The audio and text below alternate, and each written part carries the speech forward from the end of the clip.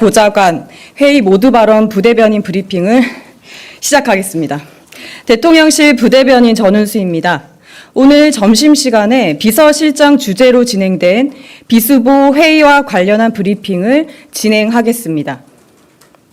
강훈식 비서실장은 추석 연휴 전력 초과 공급으로 인한 정전이 발생하지 않도록 철저한 대비를 당부했습니다. 올해 추석 연휴는 최대 10일간 장기간 연휴로 역대 최저 수준의 전력 수요가 전망됩니다. 국가전력망에 흐르는 전기는 수요에 비해 공급이 부족해도 문제지만 공급이 넘쳐도 블랙아웃이 발생할 수 있습니다. 이에 강훈식 비서실장은 전력당국은 사전에 면밀한 계획 수립과 철저한 현장 점검을 통해 국민들이 걱정 없이 추석 연휴를 보낼 수 있도록 대비해야 한다고 강조했습니다. 또한 재생에너지가 주력 전원 역할을 하는 변화된 환경에서도 우리 국민과 기업이 정전 걱정 없이 일상을 유지할 수 있도록 배터리 기반 ESS를 신속히 확충하는 등 전력 수급 안정화를 위한 근본적인 대책도 마련하라고 지시했습니다. 또한 강훈식 비서실장은 젠트리피케이션 방지 방안으로 소상공인 내각의 각기 사업 등에 대하여 검토를 지시했습니다. 새로운 볼거리와 먹거리를 제공하여 관광객, 방문객을 끌어들이고 서울 경리단길, 전주, 한옥마을 등 지역 소상공인의 수입 증대로 이어지고 있기도 합니다. 다만 한편에서는 상권 활성화가 임대료 상승을 자극하고 가성비 하락, 기존 소상공인의 이탈을 거쳐 상권이 다시 침체로 연결되는 이른바 젠트리피케이션을 걱정하는 목소리가 있는 것도 사실입니다. 강훈식 비서실장은 그간 정부가 상가 임대차 보호법 제정을 통해 10년간 계약갱신을 보장하고 임대료 인상을 제한하는 한편 임차인들의 점포 매입 지원을 위한 융자 사업, 공공부문이 직접 상가를 조성하여 염가에 제공하는 사업도 시행했지만 기대했던 만큼의 실효성을 나타내지 못하고 있다고 우려를 표했습니다. 이에 중소벤처기업부 등 소관부처에서는 도심상권 재생 사업, 관광 활성화 사업 등이 젠트리피케이션으로 이어져 성실하게 일하는 소상공인이 삶의 터전에서 밀려나는 아픔을 겪지 않도록 소상공인 내각의 소유 지원 방안도 함께 검토할 것을 지시했습니다.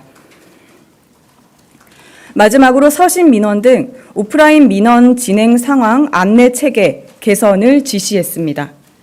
국민신문고에 접수되는 서신 방문 등 오프라인 민원은 연간 약 13만 건에 달할 정도로 빈번하게 접수되고 있지만 문자나 이메일로 진행 상황을 민원인에게 자동으로 안내하는 체계가 마련되어 있지 않습니다.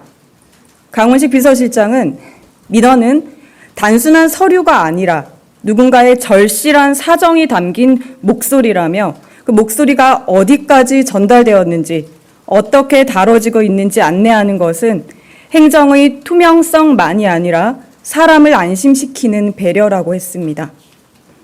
이에 국민권익위원회는 행정안전부와 협의하여 민원인이 오프라인 민원 접수 시에도 온라인 민원과 동일하게 문자나 이메일을 통해 진행 단계별로 안내를 받을 수 있도록 민원 처리 기준과 담당자 업무 지침 등을 조속히 개정하고 각 부처와 지자체에도 지침이 전파될 수 있도록 지시했습니다. 그리고 그 오전에 브리핑이 계속 이어졌었는데 핵심 규제 합리화 전략회의가 곧 개최됩니다.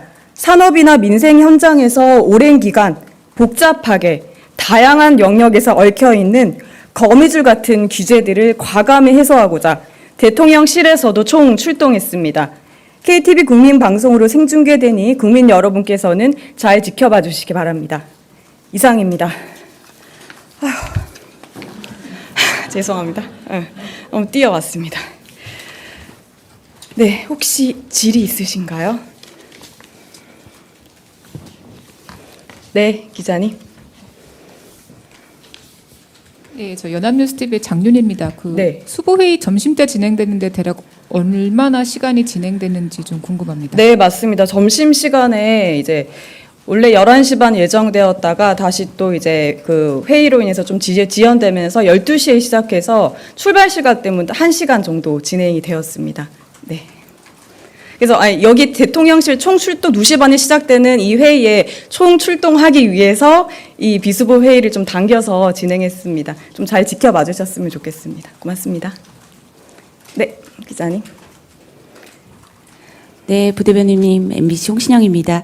그 말씀하셨던 것 중에 소상공인의 내각의 소유 지원 방안이라고 하셨는데 이게 네. 어떤 정부에서 어떤 지원 방안을 하는 건지 네. 여기 설명이 좀 해주셨으면 좋겠고요. 네. 또 하나는 민원이 온라인 민원과 동시에 문자나 이메일을 통해서 진행 과정을 안내하신다고 했는데 네. 이게 그럼 시스템으로 정리화가 되는 건지 그 사람이 한다는 건지 그게 좀 궁금합니다. 네, 알겠습니다. 첫 번째 질의에 대해서 이게 아마 이제 그 점포 매입하고 상권 육성하는 그런 연계 방안인데 조금 새롭게 생각해 보자는 그런 정책의 시도인 것 같습니다. 구체적으로는 사실은 더 논의가 되어야 되는데 일단 오늘 좀 논의된 것을 보면 어쨌든 뭐 목표 상권을 만들고 그리고 뭐 사업 구조를 어떻게 할 것인지 그리고 정부 지자체가 뭐 공공과 민간이 뭐 공동 출자하는 방안 그리고 점포를 매입할 때 예전인 전부 다 매입해서 상가를 만든 후에 염가에 매도했다면 그게 아니라 이제 일부를 매입하는 거죠. 그러면 저절로 좀 상권이 만들어질 수 있는 그런 분위기를 형성하는 부분. 그다음에 뭐 상권을 운영할 때 이제 또 상권을 또 정부가 항상 잘 운영하는 건 아니지 않습니까? 그럼 상가를 잘 운영할 수 있는 다른 분들을 둔다든지 그런 역할을 나누고요. 그리고 수익 그 배분을 할 때도 민간 투자에게 투자자한테 우선 분배하고 어떤 이상 올라가면 공공에 또 분배를 할 수 있는 그런 데가 아주 기초적인 단계로 논의가 된 것이고 구체적으로는 이런 방안들 통해서 사실은 쉽지 않은 부분이잖아요. 근데 여기서 연계해야 될 부분이 이제 지자체에서도 항상 각 지역의 상권을 살리고자 하는 그런 좀 수요들이 참 많거든요. 그것과 합쳐서 정부, 지자체, 민간 이렇게 함께 해서 상권 살리기를 해보자라는 내용이었습니다. 그래서 오늘은 굉장히 기초적인 논의의 시작 단계라고 볼 수 있고, 한번 좀 논의를 거쳐서 검토를 해보자라고 하셨습니다. 그리고 두 번째 내용에 대해서는 우리가 온라인으로 접수를 하면 이제 정부24도 마찬가지고 카톡으로 막 날라오기도 하는데 오프라인으로 접수할 때는 깜깜무소식일 경우가 많잖아요. 비서실장께서 회의 때 직접 말씀하셨어요. 한 번이면 해결될 수 있는 민원이 7단계를 거쳐서 돌아와서 겨우 해결되더라. 그래서 그런 부분들을 예시로 설명하시면서 우리가 오프라인으로 접수한 분들을 위해서도 온라인 접수에 버금가는 그런 서비스를 제공하자 그런 말씀을 하셨습니다. 저희도 참 공감하는 내용이었습니다. 그래서 이게 자동적으로 어떤 시스템을 마련할지는 이것 역시 봐야 되겠지만 아마도 당연히 그 이제 접수 시스템에 자동으로 들어가게 되면 자동으로 답변해 줄 수 있는 그런 부분들을 만들지 않을까 싶습니다. 아직도 숨이 차네요. 네, 기자님. 예, 매일경제 성소리입니다. 좀 네. 다른 거 한번 여쭤보고 싶은데 오전에 임명장 수여식이 있어가지고요. 네. 이제 이걸 계기로 이제 취임 이제 100여일 만에 이재명 정부 1기 내각이 완성됐다는 평가가 있는데요. 여기에 대해서 대통령님께서 따로 말씀하시거나 아니면 이제 그 임명장 수여식에서 환담하시면서 네. 좀 특별히 좀 말씀 주신 거 있으신 게 있으실까요? 네, 맞습니다. 그 수여식 때 제가 그 배석을 하지 않고 바로 또 회의가 이어지면서 내용을 확인하지 못했는데 확인해가지고 나중에 말씀드릴 수 있도록 하겠습니다, 기자님. 또 혹시 질의 있으실까요? 네. 그러면 이제 영상을 조금 정리하고 이게 백백불로 진행하던지 하도록 하겠습니다. 오늘 오후도 많이 빠듯한데 이제 2시 한 9분 정도 남았는데 잠시 진행을 하도록 하겠습니다.